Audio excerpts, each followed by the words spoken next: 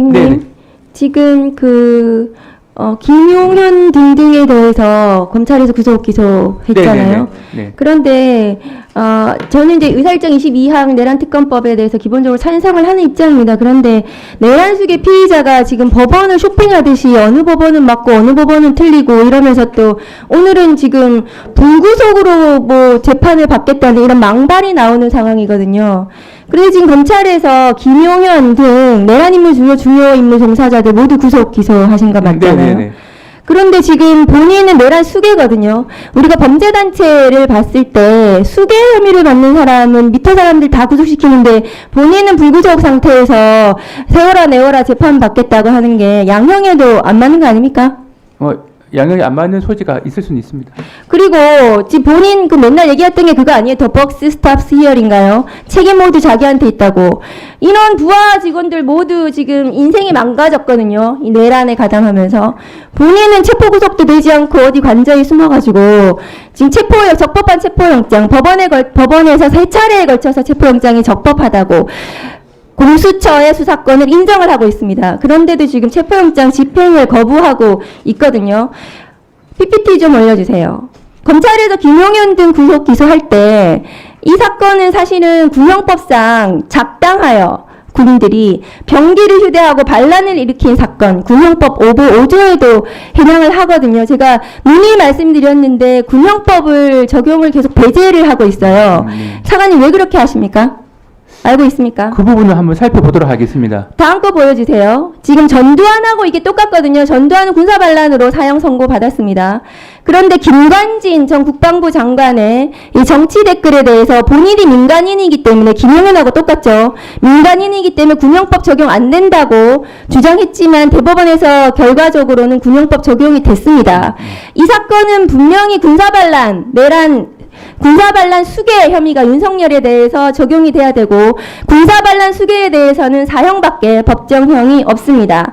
유념해서 나중에 기소할 때 하셨으면 좋겠습니다. 저는 이 사건이 특검으로 진행이 돼서 뭐 특검에서 수사하는 것도 맞지만 공수처에서 지금 체포영장을 발부받았고 빠른 시일 내에 내란 수괴를 체포 구속하는 것만이 이 내란 사태를 빨리 진압하는 거라고 생각을 합니다. 그래서 어느 수사기관이든 공수처든 누구든 빨리 이 내란 수괴를 체포를 해야 된다고 생각합니다. 다음 거 보여주세요. 다음 거 보여주세요. 어제 그 박정훈 대령에 대해서 무죄 판결이 났습니다. 네. 차관님 혹시 판결문 읽어보셨습니까? 판결문 아직 못 읽어봤습니다. 판결문이 나왔거든요. 근데 판결문의 중요한 내용은 이종섭 전 국방부 장관의 수사 기록 이첩 중단 명령은 부당한 명령이다.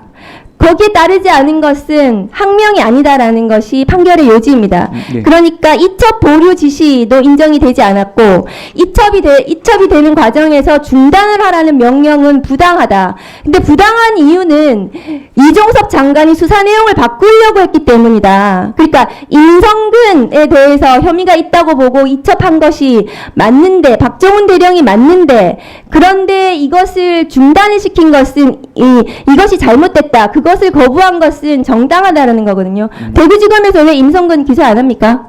6개월 됐습니다. 박기동 검사장한테 이 사건 어떻게 하는지 확인해 보셨어요? 직접 확인해 본 적은 없는데 관련 수사팀에서 여러 가지 법리나 사실관계를 면밀히 검토하고 있는 상황인 것으로 알고 있습니다. 면밀히 검토를 몇 개월이나 합니까? 경북경찰청에서 지금 대구지검에 간 지가 6개월 넘었어요. 네네. 박정훈 대령의 지금 판결까지 났습니다. 임성근 사단장에 대해서 반드시 구속 기소하라고 하십시오. 그래야 됩니다. 네, 그래야 임성근에 대해서 제대로 된 처벌을 하고 그 다음에 윤석열 당시 대통령 수사 외압이 있었는지 부분에 대해서 이것은 또 다른 탄핵 사유이거든요. 그래서 그 부분에 대한 수사가 진행이 돼야 됩니다. 차관님, 현직 대통령에 대한 기소는 어렵습니다. 그렇죠? 헌법상. 예, 내란 외환죄 외에는 어렵죠. 그런데 현직 대통령에 대한 수사는 가능합니까? 그 내란 외환죄 외에는 기소가 불가능한데 기소가 불가능한 범죄에 대해서 수사가 가능한지에 대해서는 아예 안 된다는 박근혜 사람부터 당시에는 했습니다. 된다는 견해가 나뉘고 있긴 합니다. 네. 하나만 더 말씀드릴게요. 명태균 보고서 어제 언론에 나왔는데요. 창원지검 수사하고 있는데요. 명태균, 김건희 씨 서로 간에 무상으로 여론조사 보고서 받았다는 건데 예. 김건희 왜 안 부릅니까? 창원지검에서. 창원지검에서 그 관련된 내용은 이 시민단체의 고발이 이미 이루어져서 관련된 수사를 진행하고 있고 필요한 절차를 밟아 나갈 것으로 알고 있습니다. 진행된 지 언제고 김건희 나온 게 지금 몇 개월 됐는데 김건희 왜 소환을 안 하시냐고요? 네, 그 부분은 적절하게 지금 조치를 할 것으로 알고는 있습니다. 그 네, 부분은 수고하셨습니다. 예, 관련 다음은 절차가 유상문 진행되지 간사님. 않겠나 싶습니다. 네, 12.3 비상계엄 이후에 대통령이 탄핵됐습니다.